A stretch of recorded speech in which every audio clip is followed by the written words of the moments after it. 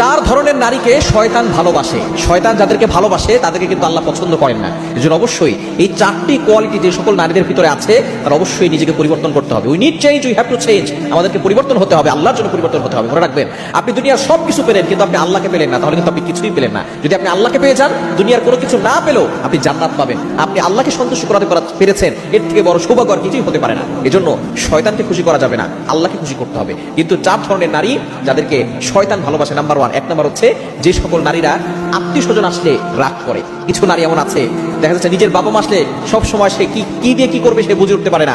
কোন খাবারটা খাওয়ালে তার মনে তৃষ্ণা জাগবে, তার মনের ভিতরে আনন্দ ফিল করবে, সেটা দেখা যাচ্ছে সে পাগল পারা হয়ে তাদেরকে খাওয়ানোর ব্যবস্থা করে। কিন্তু যখন স্বামীর বাসা থেকে কেউ আসে অথবা কোনো দূর থেকে আত্মীয় স্বজন আসে, তখন দেখা যাচ্ছে তাদেরকে দেখে সে রাগ করে। মনে রাখবেন, মেহমান হচ্ছে আল্লাহর পক্ষ থেকে একটা নিয়ামত। যে মেহমানকে কদর করলো সে কেমন যেন আল্লাহর নিয়ামতকে কদর করলো। এজন্য মেহমানকে আপ্যায়ন করার চেষ্টা করবেন। যে সকল নারীরা মেহমান দেখলে রাগ হয়, তাদের ঘরের ভিতরে আস্তে আস্তে দারিদ্রতা চলে আসে, শয়তান খুশি হয়ে যায়। এবং দ্বিতীয় নাম্বার হচ্ছে যে সকল নারীরা পর্দা করেন। মনে রাখবেন, পর্দার বিধান হচ্ছে ফরজ বিধান, এটা আল্লাহ তাআলার কোরআনের বিধান। আল্লাহ তাআলা নিজে বলে দিয়েছেন 22 নম্বর পারা 1 নম্বর পৃষ্ঠা 5 নম্বর লাইন সূরা আহজাবে 33 নম্বর আয়াতে আল্লাহ বলছেন, ওয়াকরনা ফি বুয়ুতিকুন্না ওয়ালা তাবাররাজনা তাবাররুজাল জাহিলিয়াতিল উলা। ইউ স্টে হোম, তোমরা ঘরে অবস্থান করো, জাহিলি যুগের নারীদের মতো বেপরদা ভাবে তোমরা ঘর থেকে বের হয়ো না। এজন্য অবশ্যই সতর্ক থাকতে হবে এই পর্দা যাতে করে আমাদের থেকে নষ্ট না হয়ে যায়। এবং 3 নম্বর হচ্ছে যে সকল নারীরা স্বামীকে কষ্ট দিয়ে কথা বলে, স্বামীর সম্পদকে অপচয় করে, স্বামীর সাথে ভালো করে কথা বলে না, সেই সকল নারীদেরকে দেখে শয়তান হাসে, শয়তান তাদেরকে ভালোবাসে, কিন্তু আল্লাহ তাআলা তাদেরকে অপছন্দ করেন। এবং 4 নম্বর হচ্ছে যারা আযান শোনার পরেও নামাজ পড়ে না।